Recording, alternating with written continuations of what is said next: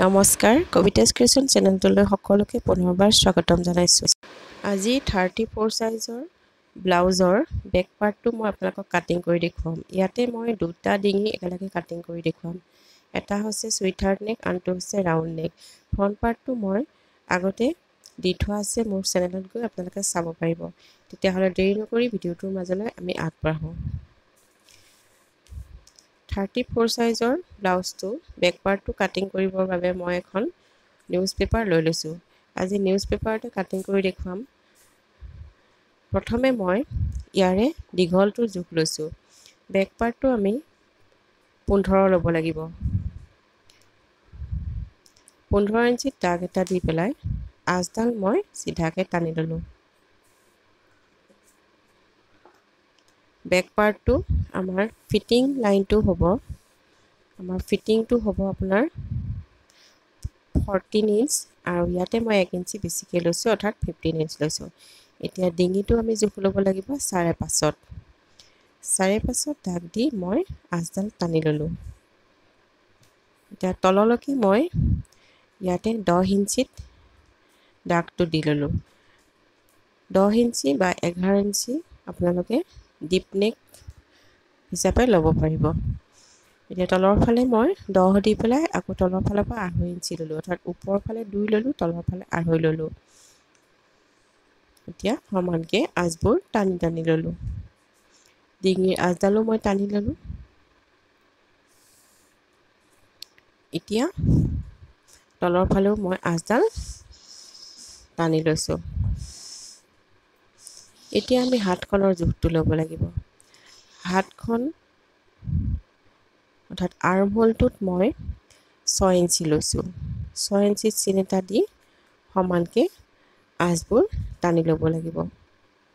এইফালে এডাল টাচ টানি ল'লোঁ আৰু আনফালে এডাল আঁচ টানি বক্স বনাই ল'লোঁ।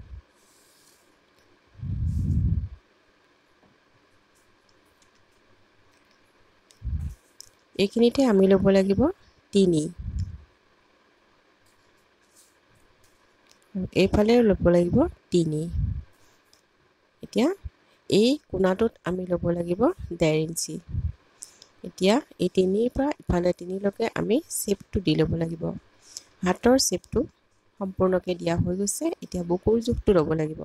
34 চেষ্টৰ কাৰণে আমি 8.5 ইঞ্চি ল'ব লাগিব।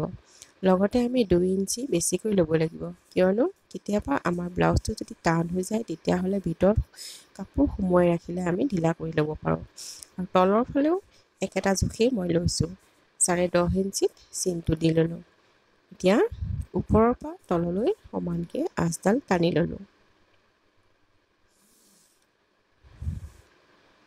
আঁচবোৰ জোখমতে সমানকৈ টানি টানি ল'লে কাটিংবোৰ ভাল হয়।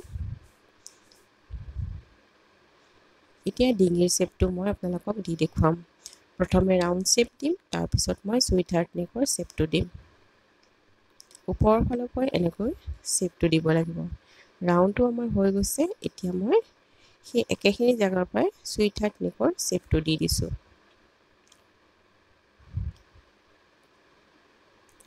এতিয়া আমাৰ ড্ৰাফটিংটো কমপ্লিট হৈ গৈছে। এতিয়া মই আপোনালোকক কাটিং কৰি দেখিছোঁ। প্ৰথমে আপোনালোকে হাতৰ ফালৰ পৰা কাটিব।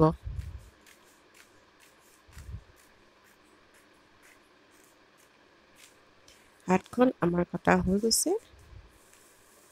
এতিয়া ডিঙিটো তলৰ ফালৰ পৰা কাটিব লাগিব। মই সুইটহাৰ্ট নেকৰ শ্বেপটো কাটি দেখুৱাইছোঁ।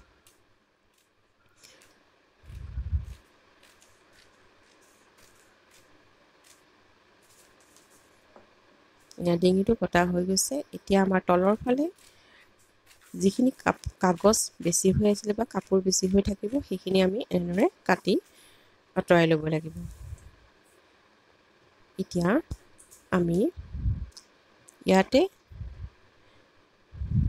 4 ইঞ্চিত চিন এটা দিব লাগিব, যিটো আমাৰ প্লেটৰ চিন হয়। ওপৰৰ ফালে 4 ইঞ্চি আৰু তলৰ ফালে 4 ইঞ্চিত চিন এটা দি মই আঁচবোৰ টানি টানি ল'লোঁ। এইখিনি 1/2 ইঞ্চি আমাৰ চিলাইত সোমাই যাব। আমাৰ 34 সাইজৰ বেক পাৰ্টটো কাটিং সম্পূৰ্ণ হৈ গৈছে। ভিডিঅ'টো চাই যদি আপোনালোকে ভাল পাইছে তেতিয়াহ'লে লাইক এটা কৰি দিব আৰু লগতে চেনেলটো ছাবস্ক্ৰাইব কৰি থ'ব।